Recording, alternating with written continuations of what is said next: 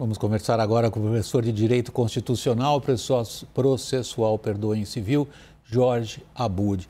Jorge, em primeiro lugar, obrigado pela participação, boa noite.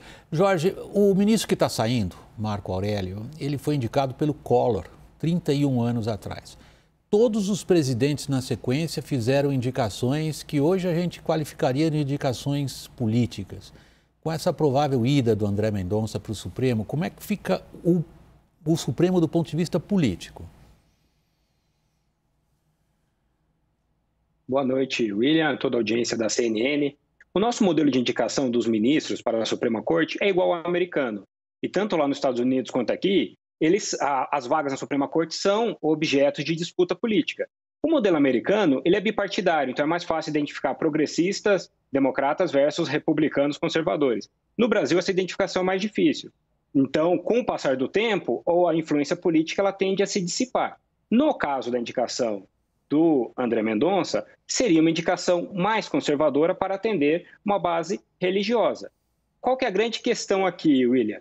Caso se confirme a indicação e ela seja aprovada pelo Senado, para o bem da democracia brasileira e para o bem do Supremo Tribunal Federal, o predicado terrivelmente evangélico, tomara que seja posto pelo julgador de lado, né? Porque ao ser ministro do Supremo, se julga tendo por norte Constituição e leis, não a sua moral religiosa, que é de foro íntimo.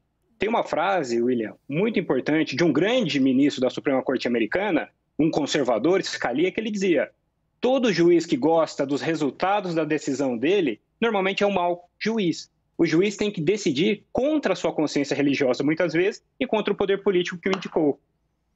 Jorge, eu percebo como você está chamando a atenção para aquilo que seria desejável e para aquilo que é a nossa realidade. Na nossa realidade, o STF, para todos os efeitos, se transformou numa instância política. Não há decisão recente aqui que eu consiga me lembrar que não tivesse passado pelo colo de um ministro do Supremo. Isso veio para ficar, Jorge? William, isso veio para ficar. Isso é o que a gente chama, na teoria, de judicialização da política.